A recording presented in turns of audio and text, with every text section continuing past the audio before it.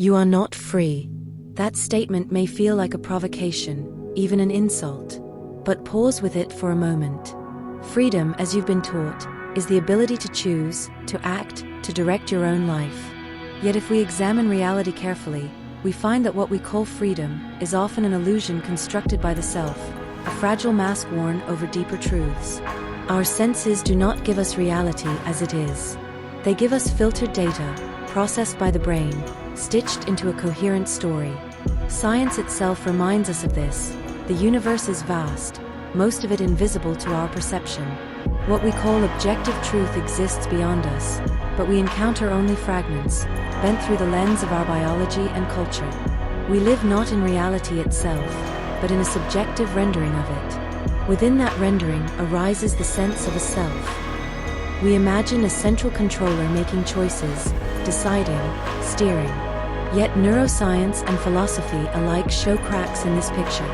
Decisions often appear in the brain before we consciously register them. Thoughts emerge unbidden. Even our desires are shaped by genetics, history, and circumstance.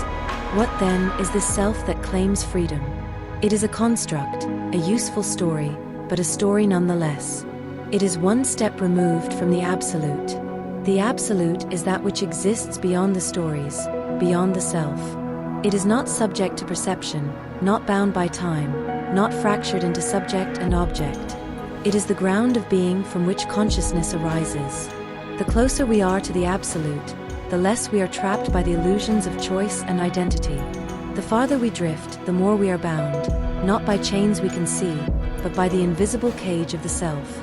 Consciousism is not a religion in the traditional sense, nor a philosophy for the ivory tower. It is a way of living directed at piercing the illusion of freedom.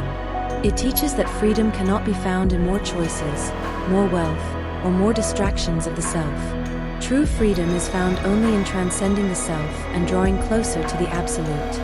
Through conscious practice, meditation, reflection, awareness, we unmask the illusions of perception.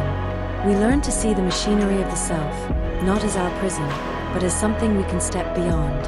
In that stepping beyond, we discover the vastness of the absolute, the place where consciousness is not bound by illusion but united with truth. You are not free, but you can be. Not in the shallow way the world defines freedom, but in a deeper, truer sense. Consciousism offers a path to that freedom. By moving past the illusions of self and free will, you approach the absolute, and there you find liberation from the illusion of liberation itself.